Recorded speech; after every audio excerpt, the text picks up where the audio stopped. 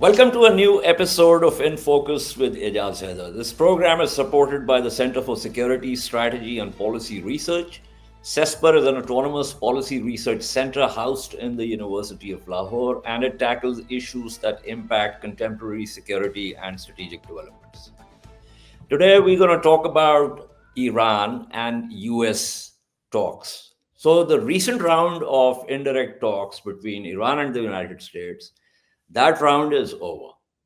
While Iran's Foreign Minister Abbas Araghchi says he hopes there will be more talks soon, US President Donald Trump has indicated that the next round could be as soon as next week. Meanwhile, Araghchi has once again made plain that Iran's missile program is not an issue on the table for Tehran, calling it non negotiable. He has also reiterated Iran's threat of retaliation if the country were attacked. On the plus side, as Araghchi indicated, that while the negotiations in Muscat were indirect, an opportunity arose to shake hands with the American delegation.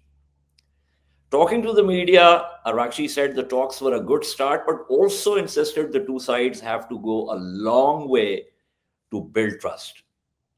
The talks were originally to be held in Istanbul, but Iran pulled out of the venue, choosing Oman instead.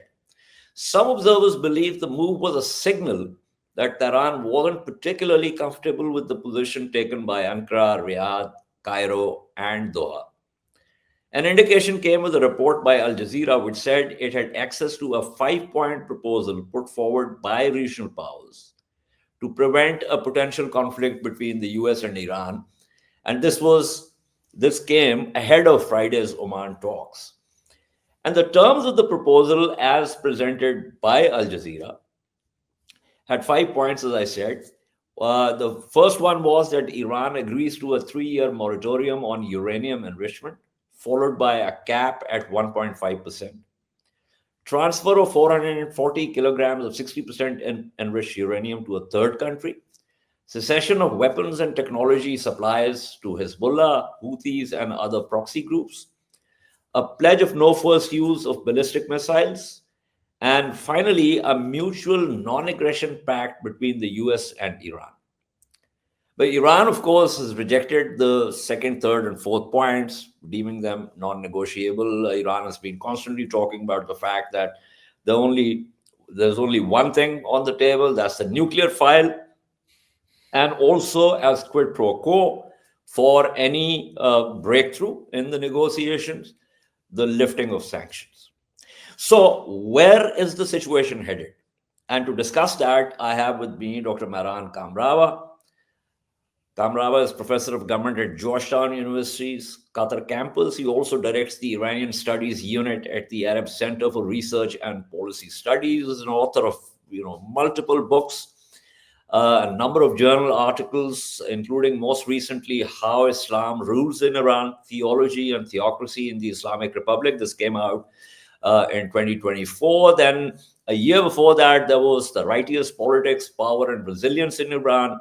Then a year before that, A Dynastic History of Iran from the Qajars to the Pahlavis. And the same year, Triumph and Despair in Search of Iran's Islamic Republic.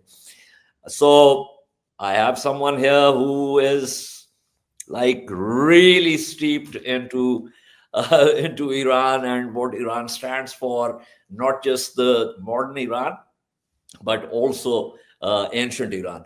Mehran is also a friend of the program, so it's always great to have him back. Thank you so much for taking time out. I know you've been very busy with your courses also, and with the domestic extracurricular activities also. So so that's great that we finally been able to make some time for this. So here's the thing, Mehran, from where I stand. I mean, of course, no one wants conflict.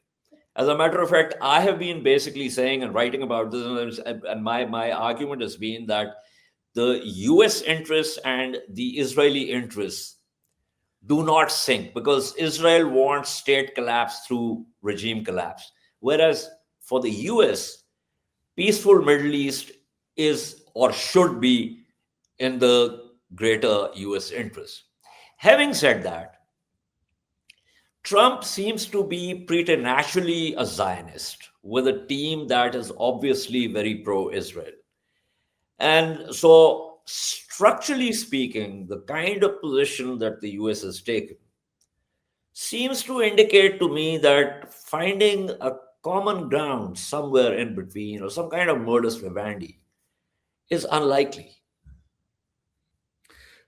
Yes, absolutely. Before that, Ejaz, allow me to thank you for the pleasure and the honor of being here. As you mentioned, I've had the honor of being in the program a couple of times before, and it really is a thrill and an honor for me to be here again. So, thank you for that opportunity, and I'm delighted to share some time with you and with the audience to think through some of these really troubling but critically important issues. And I think you're absolutely right. We're seeing a couple of really interesting things. I really enjoyed the opening remarks you made because they give us insight into the Islamic Republic's policymakers' thinking. What we're seeing is shockingly, or counterintuitively, I should say, rather, people like Foreign Minister Arakchi and others are negotiating from a position of strength, and they are not willing to give in to the American demand. They have talked about negotiations, and from a distance, we all thought that the political system was on the verge of collapse and that it had been hollowed from within and it had been weakened.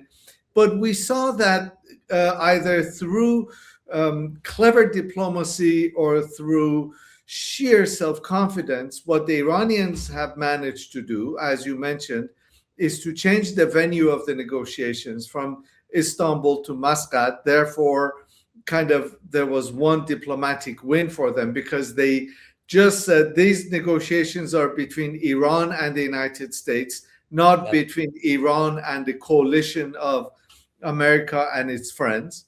Yeah. And then what we see is that, as you mentioned, Arakchi has said that A, the negotiations are strictly over enrichment issues, and B, negotiations are, and B, zero enrichment is off the table, which is kind of, again, counterintuitive given the extensive protests and demonstrations in Iran, and given the presence of this so-called American armada in Iran's vicinity, and kind of this literal demonstration of gunboat diplomacy, whereby we have the American demonstration of military power and then come and negotiate. And of course, as you know, once the negotiations were over in Muscat, the two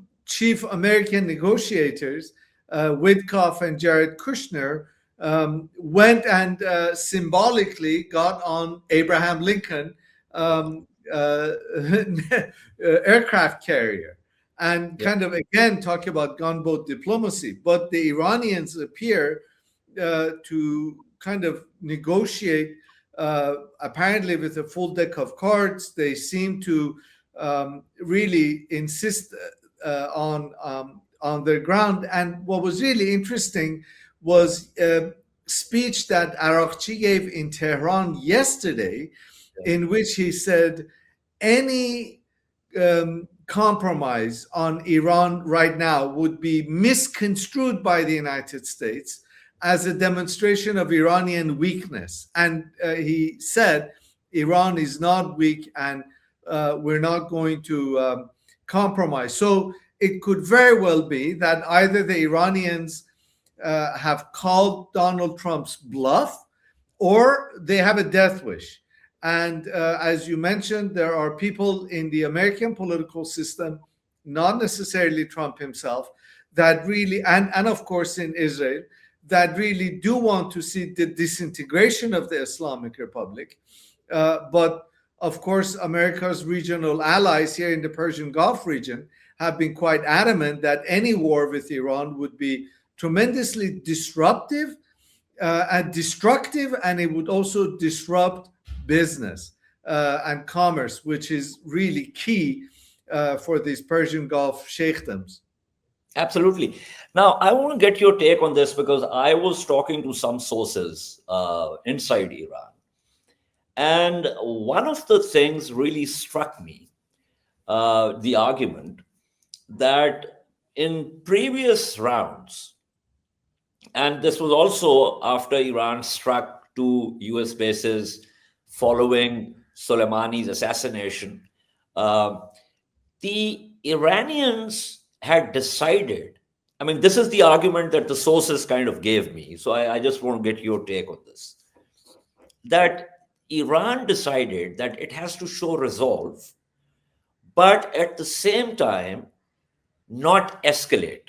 So they choreographed the attacks in a way where they signaled before the attacks to the Americans that an attack will come. But that this time, apparently, again, this is something that I cannot triangulate, but from what I've been told, that the message to Washington is that that is not going to happen this time. That this time, if Iran is attacked, then Iran will draw blood.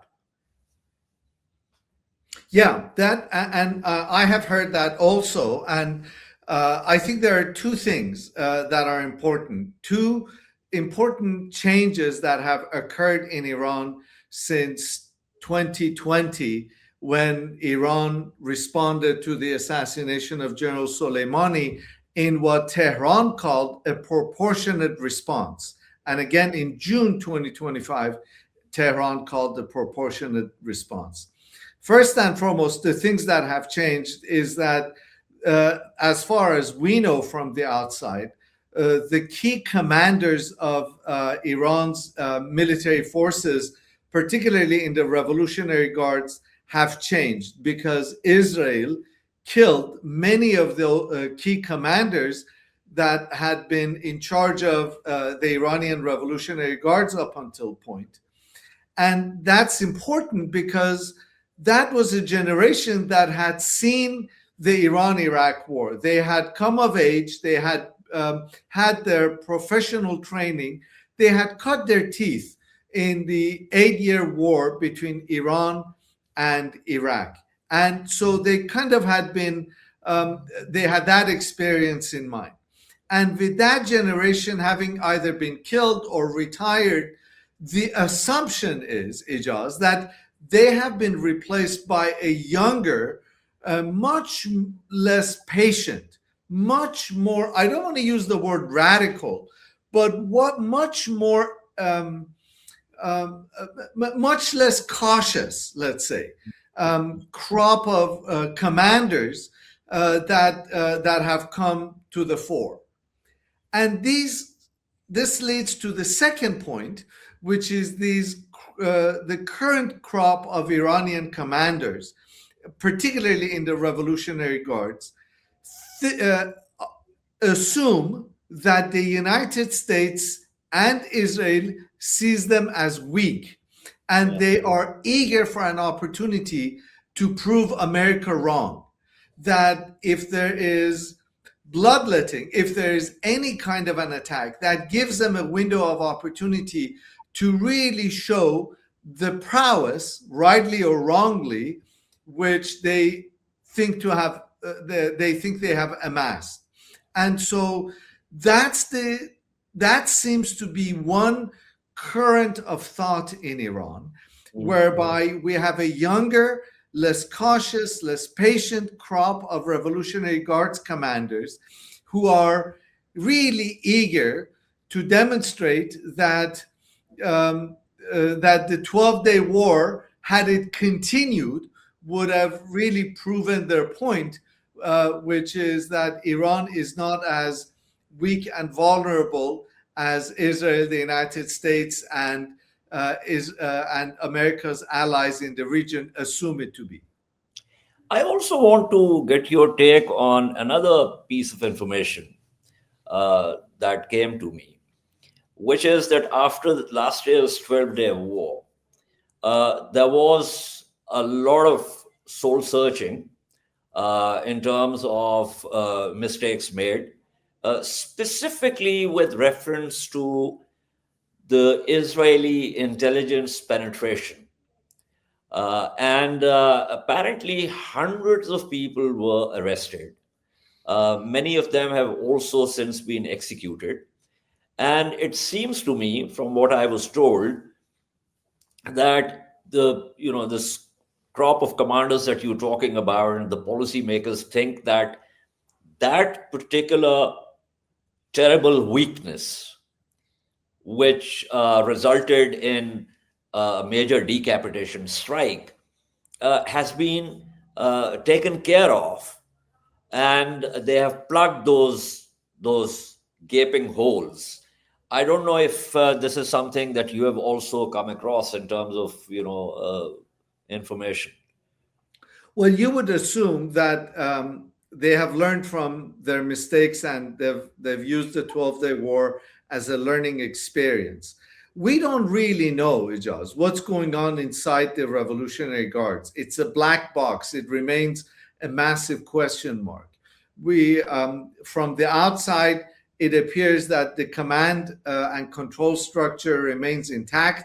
It appears that they were able to recover and cope kind of shockingly quickly in the course of the 12-day war. It took them 19 hours to retaliate and target Tel Aviv and other cities. Apparently, that it was incredibly quick. And so but we don't really know. And the reason I say that is we don't know to what extent these arrests, executions, the purges that have ensued have had deleterious impact on the commanders that are there. The purges, have they really demoralized, or have they strengthened or plugged the gaps? I'm sorry. So what I was told was that this is actually strengthened because the information says that these purges allowed the regime to plug those gaps. Where there was the Mossad and other intelligence penetration by other hostile agencies. So, from what I was told, it was supposed to be something that has actually strengthened rather than weakened the IRGC and its affiliated bodies. Yeah, I don't know. I mean, it could very well have. Yeah, neither do I. I mean, I'm just simply saying that this is the information that has been. Yeah. It could very well be that might be the case, but I think the flip side of that might also have worked. I mean, although we have seen absolutely no indication that there's any sign of dissent, particularly as we saw in the last round of protests, the IRGC appears to be extremely loyal and, as always, extremely efficient and effective in suppressing any form of dissent. One other thing that I really want to get you to talk about is it's now very clear to us that this younger Pahlavi in exile is openly not just anti-regime but pro-Israel, pro-Zionist entity. And so are multiple handles of these ex-royalists, which are part of the Iranian diaspora. Do you think that this is something for which there is traction within Iran, or do you think that the Iranians within Iran are very cautious about the real intentions of, this is like Ahmad Shalabi in Iraq and, Mohammad Karzai in Afghanistan being CIA assets and the rest of it. So, the entire world and Charlie's aunt knows who and what they are. is there likely to be some? I mean, and I'm asking this because when Mossadegh was ousted by the joint efforts of MI6 and CIA, the previous Pahlavi was Raza Shah Pahlavi was brought back, and there was this whole thing about people kind of being happy about that. Do you think that situation still obtains, or do you think that kind of phase is over? By all accounts and by all indications, there's very little social support inside Iran for Reza Pahlavi, who for the past 46 years has been nothing other than a playboy, kind of a regular tourist in the Bahamas, someone who the Shah's former ambassador to Washington, Ardeshir Zahedi, and others have called a hollow person, someone who really has absolutely no agenda, no vision, no program, and kind of a non-entity. Yeah. And in many ways, being a non-entity has served him well. And I'll tell you why. Because what the Islamic Republic has done over the course of the last 46 years is that it has progressively eliminated any meaningful opposition. And anyone who in any way meaningfully could challenge the political system, either from within, theoretically, theologically, ideologically, practically. And so there's been absolutely no viable opposition to the Islamic Republic political system. They're all languishing in prison in Iran, or they're in exile and elsewhere. The one figure that was seen as a non-entity and as irrelevant for the Islamic Republic to spend any energy on is the only one that today is left standing. And that's the son of the former Shah. By all accounts, a palace brat par excellence. And what has happened is that, therefore, by virtue of being the only one standing, he has emerged as an unwitting symbol of opposition to the Islamic Republic, a symbol around whom many Iranian expats and exiles or self-exiles, expats around the world have rallied because they see him as the only viable opponent of the state, Islamic Republic. But by all accounts, it appears that he really does not have any social basis in Iran. And if I may just take a minute, what we're seeing, Ejaz, is a really troubling trend in the Iranian political landscape. I always say that those who do not know their history are condemned to repeat it in relation to Iran. That's not my saying, but I say that in relation to Iran because the same thing that happened in the lead up to the 1978-79 revolution, whereby we saw the world through black and white lenses, where you were either with the monarchical, oppressive, authoritarian government, or you were a freedom-fighting Democrat who wholeheartedly, uncritically supported Khomeini.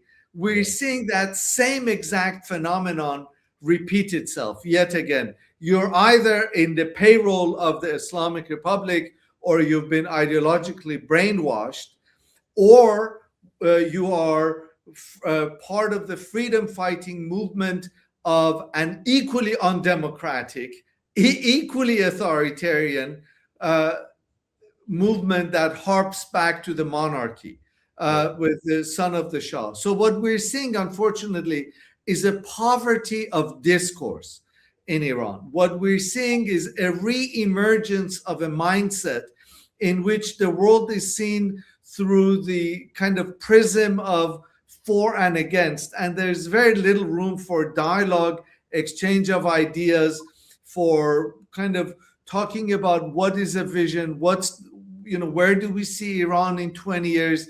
And the assumption is that only if the mullahs are somehow overthrown, then everybody will go back in Tehran and in other Iranian cities to wearing miniskirts and sipping whiskey, and life will be, Iran will be another Paris. Tehran will be another Paris. I love how you put this, because, and it's really unfortunate, and it's not peculiar to Iran.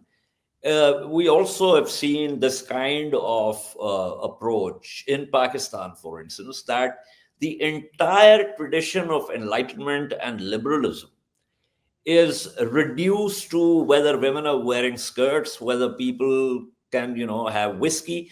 And so, it's such a reductive way of looking at it. And you're absolutely right. I mean, if you look at the poverty of discourse, this is exactly how the liberals who were part of the Tahrir Square protestations ultimately linked up with the Egyptian military, the same military which they had ousted, because they hated the Muslim Brotherhood and Morsi more than they were scared of the Egyptian military. And quite apart from the fact that, after Sisi's return to power and essentially the Egyptian military's return to power, the same liberals are now probably not entirely happy with the role that they played in Morsi's ouster.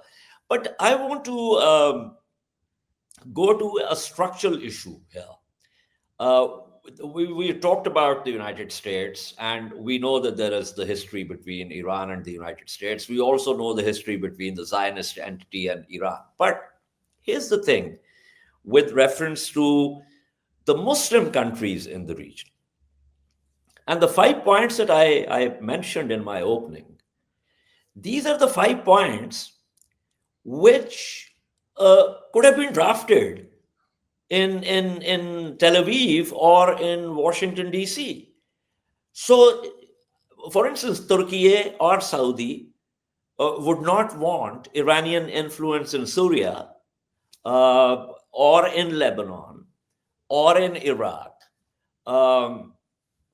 And so while they definitely do not want a US attack on Iran, and they do not want the region to go up in flames, they also believe or assume, if you will, that Iran is right now weak, and we must goad the United States to have a broader talks agenda, not just the nuclear file. So capping of missile program and, non-supply of weapons and the rest of it to Ansarul Islam or to Hezbollah, without any reference to why this resistance came into being and against whom. So I just want to get your take on this, because I find that, a lot of these regional interests are also playing into this broader game. Yeah, I having been a lifelong student of Iran, I have a really hard time understanding the country. And every time I go to Iran, I see something that completely blows me away, and I'm like, whoa. And I am a lifelong student of Iran. I sleep with Iran on my mind. I wake up with Iran on my mind. I breathe with Iran on my mind. I think about the place 24/7. And I can only imagine those who kind of look at Iran superficially or with ideological lenses, how much they misunderstand the place, despite the fact that they think they know it and they think they have all the answers. And so, as you said, I think there's tremendous misunderstanding, misreading of Iran. Here's a country that is not just proud, but really believes in itself. It believes in its civilizational weight. It believes in its own, and this assumption might be misplaced, but certainly there is this assumption in Iran that if you poke it, expect to be poked back. And we've seen this again and again. We saw it in relation to Iraq from 1980 to 1988. We saw it in 2020. We saw it in 2025 when Iran became the only country that was attacked by two nuclear powers and fought both of them, or at least punched back against both of them. So I think that's the mindset of policymakers in Tehran, which people sitting in Ankara, Cairo, Doha, Riyadh, Abu Dhabi do not understand, because they have their own assumptions, they have their own agendas and their own priorities. And I think seeking to dictate to these folks in Tehran some of these agendas, even in subtle ways, in indirect ways, hasn't necessarily worked, and it's only backfired. I always tell people, you've imposed all these sanctions on Iran. The United States has done all sorts of things, maximum pressure, the Biden's ideological assumptions about Iran, everything.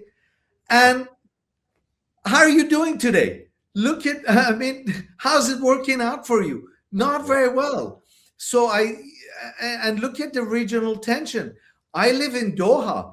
I actually saw Iranian missiles going overhead from my villa as Iran was attacking Al Udeid. This, and anyway, not to get sidetracked, but I think it's important to remember that the Islamic Republic has not historically responded to threats and to pressure the way we have thought or the way that the pressing party has wanted them to respond.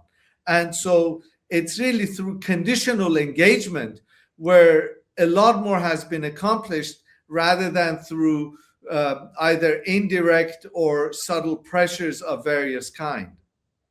No, I agree with you. I mean, this whole civilizational weight that you're talking about, but at the same time, if you look at the present situation, it is also absolutely crucial from where I stand, and for the regime to not come across as an entity without a backbone. And so, for its own domestic political survival, also for its for reasons of its ideological moorings, and partly also its theocratic approach to certain issues, that it'll for it to be seen as kowtowing to the US or to any of the US allies would frankly be a major setback for it, even domestically. But here's the thing: I just pulled up, because this came about 2 hours ago. This news in the Jerusalem Post, and it says Israeli officials say Washington's intentions toward Iran remain unclear ahead of Netanyahu's meeting with Trump. While there is broad alignment on the threat posed by Tehran, Israel notes the US interests go beyond its own and highlights its intelligence capabilities and recent combat experience with Iran. Now, we know that they really want to push the US into this. They did exactly that in Iraq. They did exactly that in Libya. And so this is the outer ring. In the outer ring, Iraq has been taken out, Libya has been taken out, Iran is the only one standing. In the inner ring, Egypt and Jordan have basically, fallen into their camp. Lebanon and Syria have been basically taken out. So this is the only entity that's left, Iran. And this is where the structural problem begins. And which is why, and I want to end the program on this discussion. Structurally, do you think a likely conflict is very probable? I deliberately did not use the term inevitable, but is there a high probability of it? I wish I had a crystal ball, Ejaz, I that I know. could look into, and I wish I could give you And a definite. neither of us has Jame Jam. So, I wish I could give you a definitive answer. Um, I would put it at 50-50 because I think in some ways, uh, Donald Trump appears to have committed himself to a course of action out of which he cannot back out. But yeah. at the same time, he has been made fully aware by the Iranians and by his own regional allies of the heavy price that he would be paying. I don't think this would be, the assumption in some corners in Washington and of course in Israel is that this is another Venezuela operation. And I think everyone knows that this is not a Venezuela operation. Yeah. And so it will not be a decisive, quick victory that Donald Trump is looking for. And he would, if he were to embark on something, and if he doesn't get it right, exactly right, he might find himself and the United States embroiled in another unending war. Yeah, I agree with you. But, the problem is that if he does make that miscalculation, the bow will have been bent and drawn. And so once the bow is bent and drawn and the arrow is gone, you cannot bring it back. And so, then I think the Yeah. jig is likely to be up, and the region is going to be in a terrible shape. But May I take a quick minute to mention something in that regard? Sure. If we look historically, when a great power or a superpower has attacked a smaller party or a middle power, it has inflicted massive damage, but it has not won, quote unquote. Whether it is Soviet Union and Afghanistan, or it is United States and Iraq, or it is Russia and Ukraine, if even Israel and Hamas, Israel and Absolutely. and so if the United States finds itself embroiled in another unending war in Iran, despite the massive casualties and the massive